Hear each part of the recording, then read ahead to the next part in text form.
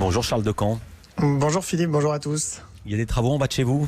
Oui, il y a des travaux en bas de chez moi. Mince, mais il y a des travaux en bas de chez tout le monde. Il y a aussi, ça siffle aussi en bas de chez Bertrand Chameroy. On l'entendra aux alentours de 10h. Non, on n'habite pas tous au même endroit. Place à votre journal des médias, blague à part, le sommaire du jour, Charles. Julien Courbet tous les matins sur M6, une soirée spéciale en prime sur France 5, la BBC fait marche arrière et Donald Trump et Joe Biden vont s'écharper en direct à la télévision française. Mais évidemment, on commence par les audiences. Qu'est-ce que les Français ont regardé hier soir à la télé ? Surprise, c'est M6 qui a pris la première position avec la suite de la 15e saison de L'amour est dans le pré. L'émission a été suivie par 3,6 millions de personnes, soit 16,1% du public. C'est 400 000 de plus que lundi dernier. La chaîne est aussi leader sur les femmes responsables des achats de moins de 50 ans à 22,4%. France 2 est deuxième grâce à la suite et fin de la série française Laetitia. Les 2 derniers épisodes ont réuni en moyenne 3,4 millions de téléspectateurs, soit 14,7% de part d'audience. C'est un bon score, mais en baisse de 300 000 sur une semaine. Sur TF1, Clem prend la 3e place. La série avec Lucie Lucas reste faible sur l'ensemble du public avec seulement 2,9 millions de téléspectateurs au compteur et 13,1% de part d'audience. Sur les femmes de moins de 50 ans, TF1 est légèrement distancé par M6 et pointe à 20%. Culture Média. Et on commence ce journal des médias avec la marche arrière de la BBC. Le groupe britannique n'a pas encore confirmé l'information, mais selon le site spécialisé Broadcast, c'est signé. La chaîne BBC 3 va réintégrer la télévision hertzienne. Voilà 5 ans que la BBC avait décidé de transférer exclusivement sur le web les programmes de cette chaîne à destination des jeunes. Seule certitude, le groupe public n'a pas l'intention d'acheter une nouvelle fréquence. BBC 3 va donc profiter d'une fréquence existante et plus précisément du prime time d'une chaîne actuelle du groupe. A priori, c'est avec la chaîne CBBC que le binôme devrait être constitué. CBBC, c'est une chaîne pour les enfants de 6 à 12 ans, dont la grille s'arrêtait à 19h et qui accueillait ensuite les programmes de BBC 3 avant son passage exclusivement en numérique. Depuis, la grille des programmes a été élargie jusqu'à 21h, mais il semble probable que sa grille soit raccourcie pour accueillir à nouveau sa grande sœur. Mais la question qu'on se pose, c'est pourquoi la BBC fait machine arrière alors qu'on nous avait expliqué que Internet c'était l'avenir? Quel est l'intérêt de repasser en linéaire? Eh bien, figurez-vous que c'est le confinement qui est derrière cette décision. Les jeunes téléspectateurs ont découvert, ou pour certains redécouvert, la télévision linéaire. Et il n'a pas fallu longtemps pour que la BBC envisage de relancer sa chaîne pour les jeunes. Son budget a d'ailleurs été multiplié par 2 pour la saison à venir, lui permettant de retrouver le même niveau de ressources qu'avant 2016 et son passage en numérique. En France aussi, France 4 a bénéficié du confinement. On rappelle que son arrêt en linéaire a été décalé d'1 an et qu'il aura désormais lieu en 2021. C'est dans l'air qui est d'habitude programmé en fin d'après-midi, promu en prime time ce soir sur France 5. Oui, Caroline Roux sera aux commandes d'une grande soirée intitulée Relocalisation, le défi français. Dans un premier temps, les téléspectateurs découvriront un documentaire de 90 minutes avec des reportages sur le terrain, des grands entretiens menés par la journaliste, dont un avec Bruno Le Maire, et les interventions des experts de C'est dans l'air. Puis, à 22h30, la soirée continuera en plateau avec 4 experts qui seront invités à réagir au reportage, mais aussi à répondre aux questions des téléspectateurs. Louise Bernard est allée demander à Caroline Roux pourquoi la journaliste et son équipe avaient décidé de se pencher sur ce sujet en particulier. On a décidé de s'arrêter sur une promesse politique qu'on entend depuis si longtemps, les relocalisations. Là, à la faveur de la crise du Covid, c'est arrivé comme un mantra en disant, on s'est rendu compte qu'on avait une perte de souveraineté pendant cette crise-là, qu'il nous manquait des médicaments, il nous manquait parfois des masques en papier, et que la promesse c'était, on va relocaliser notre production stratégique.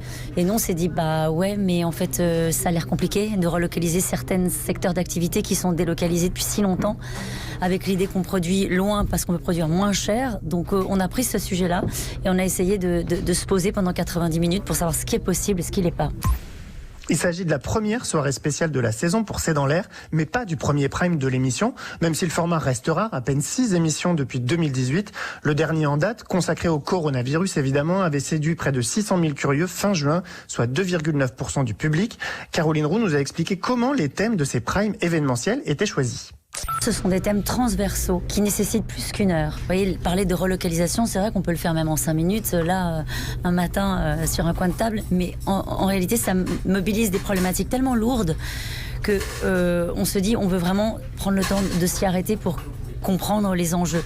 Et quand je regarde tous les autres sujets qu'on a traités dans les primes de C'est dans l'air, c'était France, une réponse française au terrorisme, c'était le piège de la dette, donc des finances publiques, c'était l'enjeu de l'impérialisme chinois sur notre vie économique, sur la diplomatie, etc. Donc c'est toujours des sujets qui sont très transversaux.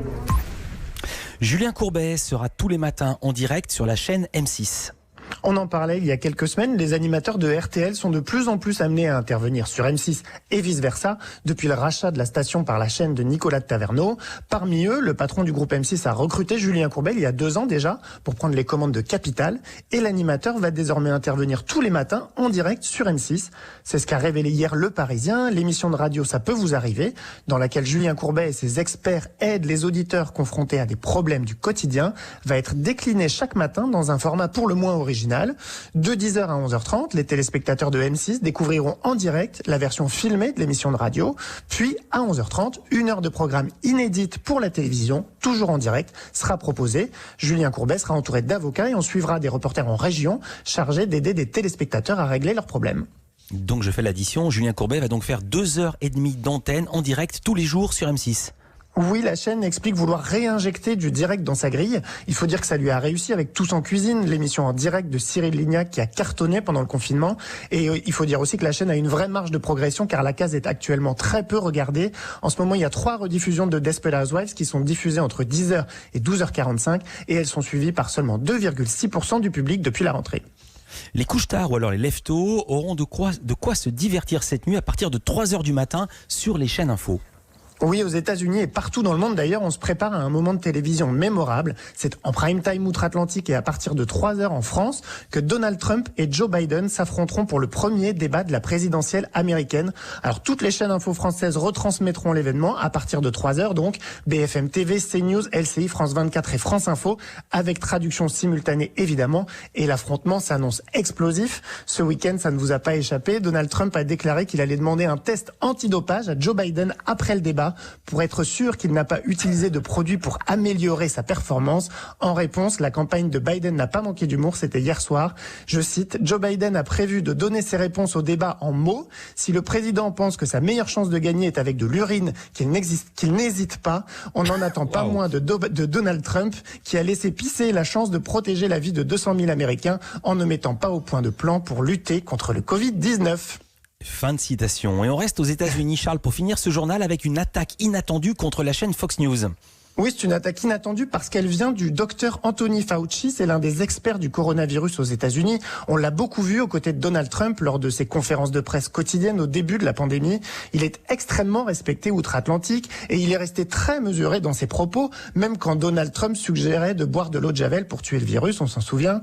Mais dans une interview donnée hier à CNN, le docteur Fauci a d'abord reproché à certains médias, sans les nommer, d'avancer des informations contraires à ce qui était pourtant considéré, je cite, comme des faits établis. Il a regretté que les médias relaient des choses, je cite toujours, complètement sorties de leur contexte, voire complètement fausses. Et il s'est ensuite directement attaqué à Fox News, je cite, avec tout le respect que j'ai pour eux, même s'ils ont quelques bons journalistes, certaines des choses qu'ils ont racontées étaient aberrantes pour être honnêtes. Et on se rappelle qu'une plainte avait été déposée contre Fox News déjà pour sa couverture du coronavirus. Oui, au début de la pandémie, la chaîne avait assuré, on s'en souvient, que le Covid-19 était un canular inventé par les démocrates pour nuire à Donald Trump, puis que la maladie allait disparaître comme elle était arrivée. Mais le juge en charge de l'affaire a donné raison à Fox News. Depuis l'arrivée de la maladie aux États-Unis, 209 000 Américains sont morts du Covid. Merci beaucoup, Charles Decamp. À demain pour un nouveau journal des médias à suivre.